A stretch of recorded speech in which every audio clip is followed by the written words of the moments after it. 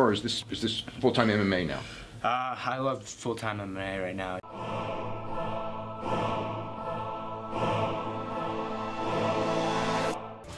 Back to the daily grind. Thanks for checking out the channel. Make sure to subscribe if you're new and hook your boy up with a like if you're not a baby back bagel biting bitch boy, cause you know what time it is. It's full time.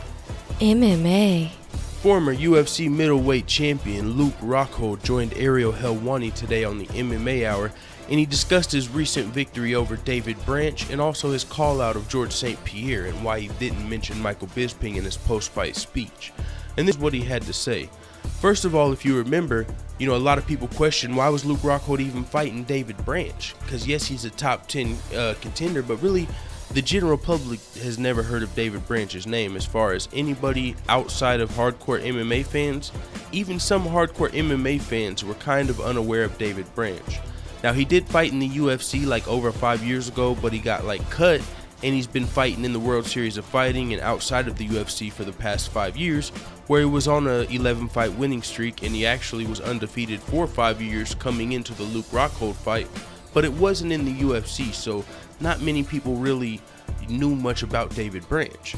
So people were asking Luke Rockhold, why are you fighting this guy instead of somebody that would put you more in title contention, like a Yoel Romero, or like a Jacare Souza, or even a rematch with Chris Weidman? Why are you taking this fight with David Branch? And he said, I couldn't wait any longer. Nobody was, this is what Luke Rockhold was saying. He said nobody would take the fight with him. He couldn't wait any longer. So he figured he'd take the fight with a top 10 guy. He was undefeated for 5 years. He was in the top 10 still. And he'd put him away like no one had ever put him away before. That was his goals. So, I'm fine with that. Okay, you didn't want to wait any longer, even though if you remember, Yoel Romero did come out whenever he found out about Luke Rockhold versus David Branch and said Luke Rockhold didn't just want to wait, 1 more month to fight me. Luke Rockhold was trying to rush and get in the fight. He hasn't. This is one thing about Luke Rockhold. He said he couldn't wait any longer. This was his first fight since he lost his title versus David Branch. He was waiting, he waited almost a year before he fought again after losing his title to Michael Bisping. So Yoel Romero was saying, why can't you wait 1 more month? And Luke Rockhold was saying everybody was turning him down, so he just had to take the David Branch fight, and that's how he ended up fighting David Branch, which that's a little fishy. That smells a little fishy to me, because later on in the interview, Ariel Helwani also asked him, all right, well, now that you won and, Bisping's scheduled to fight GSP and the winner's supposed to fight Robert Whitaker, what are you going to do in the meantime? Are you going to stay ready and try and be a short notice replacement if somebody pulls out of that fight? Or are you going to, fight like Yoel Romero in the meantime? And he said, well, first I got to heal up. I might have fractured my leg, but I'm definitely going to stay ready just in case somebody pulls out so I can get that fight back. So it's like, that it's still smelling fishy. He didn't fight Yoel Romero. He fought David Branch over Yoel Romero in the beginning, and he has his excuses. Oh, I wanted to fight 1 month earlier, blah blah blah. Well, now instead of going on to fight more contenders, he's just gonna sit on this David Branch win instead of fight Chris Weidman, instead of fight Yoel Romero. Chris Weidman's coming off of a win finally over Kelvin Gastelum. So why don't we get Weidman Rockhold too? You know what I'm saying? Or if not, what about Romero Rockhold? Why not? These are just contenders sitting here. Luke Rockhold said there's really no point in him fighting until everything gets sorted out. Yes, there is. Because if you beat Yoel Romero, then once everything's sorted out, you're the #1 contender. Or fight Chris Weidman. I guess, he's kind of, I don't know. I do believe if you are Luke Rockhold, this is probably the smart thing, but it's not, as a fan, what you want to see. He's using the argument that they've got our division tied up. I'm not just going to keep fighting contenders, because even if I beat, and he does kind of have a point, if he beats Yoel Romero today, people would probably start telling him, all right, now it's time to fight Weidman. As to where if he just sits and waits and goes and models or sells his house or whatever he was talking about doing, then he's got a chance of just, like Nate Diaz, he's got a chance of just getting the title fight off of, if Bisping's the title, everyone wants to see Bisping Rockhold too. So he can just wait on his rematch, and people don't like when people like Nate Diaz or Luke Rockhold wait out on their title fight or wait on their rematch. But that's what some of these guys are doing, man. And I don't know. I'm not gonna say Luke Rockhold's scared of Yoel. I just think he's smart in not fighting him while the division's tied up. It's weird. It's just weird. So with that being said, he talked about his fight with David Branch and how in the beginning David Branch charged him with that flurry. He said there's not much you can do to really just prepare for somebody charging you like wild like that. He said, but I did what I needed to do. You know, I got him in the clinch after the initial flurry, and I realized how weak he was in the clinch, and that's when I kind of knew like I had the fight. That's when I told my corner, don't worry, I got this. He said, I just realized how weak David Branch was in the clinch. So he said, and I told him, if I get him on the ground, I'm going to make him look like a white belt, and that's what I did. Ariel Helwani said, did you notice him when he tapped the strikes? He said, yeah, I noticed it, and it was the worst. He said, not many people are going to survive underneath me. And Ariel said, well, is it a bad thing that he tapped the strikes? You know, some people like BJ Penn, they clown GSP whenever he tapped the strikes versus Matt Serra. So do you think it's, you know, laughable? Is a fighter like a sissy whenever they tap the strikes? And Luke said, well, it depends on how much shit you talk. If you run your mouth and then you go out there and tap, it's worse than if you just tap the strikes. He tried to beat me up pretty bad in the lead up to the fight. So I had to look at him like, did you really just tap? You know, after all that shit talk. And so if you remember in the beginning of the fight, Luke Rockhold, you know, it was kind of shocking. Like the first round definitely went to David Branch, but you know, that fucking flurry that had all of us like, oh shit, David Branch, Luke Rockhold, fuck, what's going on? You know, whenever we're like, oh shit, is Luke Rockhold gonna survive all these fucking punches after what happened with Bisping? Ariel was like, he asked him, were you just like, did you feel rusty in the beginning? And he said, no, I didn't feel rushy. Patience is everything, and it helps you find your position. This dude just ran forward like an idiot, and maybe it was his only chance, but I like being patient. You know, he was talking about how the Michael Bisping found his opening and knocked him out because he didn't feel like he was being patient. So he wanted to be patient this time and let his patience lead to his precision and win the fight that way. But David Branch ran forward like an idiot. Those were Luke Rockhold's words exactly. And so there's not much you can do to prepare for that except weather the storm like he did, and then he went on to win the fight. But you got to weather that storm, and he said maybe that David Branch felt like that was his only chance at winning, and hey, it almost worked. And David Branch put himself on a lot of people's radar after that fight. But after the fight, Luke Rockhold grabbed the mic, and if you notice, he didn't mention Michael Bisping's name one time. He was pretty much just taking aim at George St. Pierre. He said, George St. Pierre, you know you don't belong in this division. Pull out of that fight while you still can. You're gonna get smashed. I'll step in there. Pretty much, that's my belt. This isn't your division. He was going all in at George St. Pierre. And Ariel Helwani said, why didn't you even mention Michael Bisping? And he said, he doesn't deserve it. George St. Pierre's overstepping his boundaries. He's jumping into a world he's not ready for. Even if he wins, he's not ready for any of us. It doesn't make sense. It's annoying and it's frustrating the direction the company's going. I don't believe GSP or Bisping fight Whitaker. Of course, Bisping said he might retire.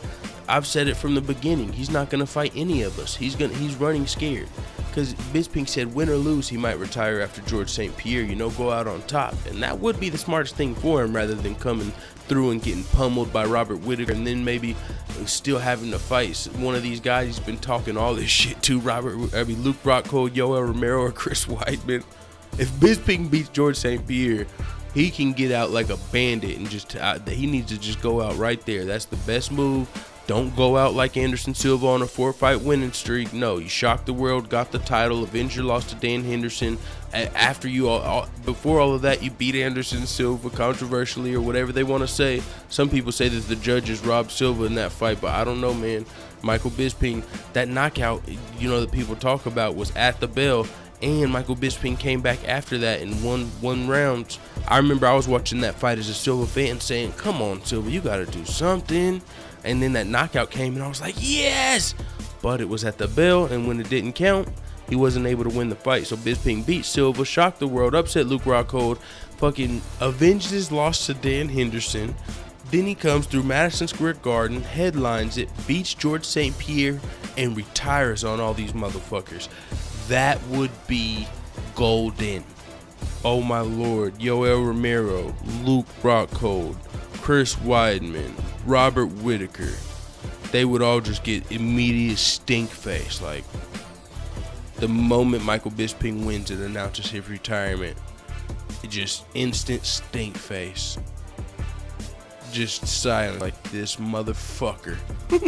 Everybody's been licking their chops looking at Michael Bisping like, I want that fucking fight. They feel like it's the easiest money fight available. They feel like this is probably their easiest path to the title they've ever had. I mean, a lot of these guys just want to fight Michael. Not to mention Michael Bisping fucking talks so much shit. All these guys really want to get a hold of him. But at the same time, I think it would be, as much as people want to see Michael Bisping fight some of these guys he's been talking trash about, it would not be wise to go out like Anderson Silva on a 4-fight losing streak. You know what I'm saying? And tarnish his reputation. Michael Bisping, before he beat, and even after he beat Anderson Silva, I guarantee you, never dreamed of the way his career is going right now. Not even in his wildest dreams did he think he was going to knock out Luke Rockhold, then get to defend his title, win against Dan Henderson, then get to main event Madison Square Garden versus George St. Pierre. There's no way he thought he was going to be doing that before his fight with Silva or even right after it. I mean, what he's been able to do is fucking remarkable. It's fucking remarkable.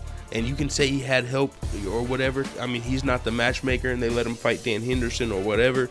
But money talks. I mean, Dan Henderson, and Luke Rockhold, he talks about George St. Pierre doesn't even deserve the title shot. But Luke Rockhold would do the same thing. If Luke Rockhold had a fucking grudge match with Dan Henderson, he would have took that fight. I mean, even if that's besides the fucking point. Motherfuckers need to put some respect on Michael Bisping's name. Do I feel like Michael Bisping is a better fighter than Robert Whittaker or Luke Rockhold or fucking some of these contenders? Do I feel like Michael Bisping beats them when they fight? No. But he did what he did. He fucking finessed his way to the top.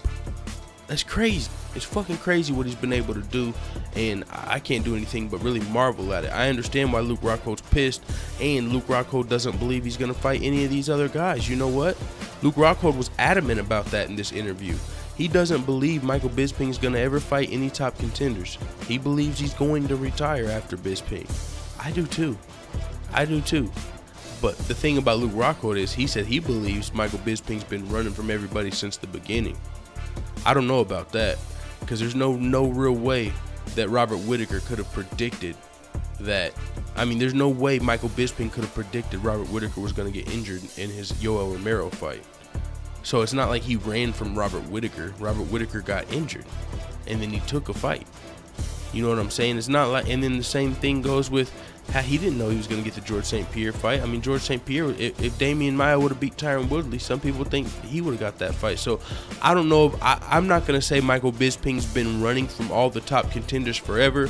I will say he hit a streak of luck and didn't really have to fight any of these killers. The MMA gods were just on his side. But with that being said, I do believe Michael Bisping will and should retire after he fights George St. Pierre, win or lose. I don't want to see Michael Bisping, after what he's been able to accomplish at the end of his career, tarnish his legacy by trying to prove something to these fucking people. This is like when you're at the lottery and you're winning. You get out while you're up. You don't win all your fucking money. You don't win, come in with 1,000, get up to fucking 100,000, and then bet it all on something stupid. No, you get the fuck out of there, man. You get out while you're up. You don't just keep gambling, man. If Michael Bisping, that's what Anderson Silva did. I've said that. So with that being said, it is what it is. Let the know what the fuck you tell me in the comments. I'm out.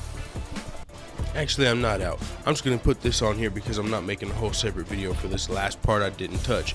So Luke Rockhold also said that he's going to be moving to 205. It's not a if, it's a when. He's got some stuff he wants to finish at middleweight, some business he wants to finish, but then he will be moving up to 205 pounds. He will never fight his teammate Daniel Cormier, but he does want to move up divisions. But there's no point in him fighting right now. He doesn't plan on fighting Yoel Romero in the meantime or any of these guys. He said there's no point in fighting right now while they've got the division tied up. So we can expect to wait on Luke Rock. And you guys let me know in the comments, is that Luke Rockhold's fault or the UFC's fault? Is Luke Rockhold wrong for not wanting to fight guys while the division is tied up, kind of like what's going on in lightweight? Or is it the UFC's fault for letting all these crazy ass fights happen and letting the title get tied up, and so it makes these contenders not want to fight because they're not getting championship pay? They're just knocking off contenders just for the fun of it. You know what I'm saying? So let me know what you guys think about that in the comments. Now I'm really out.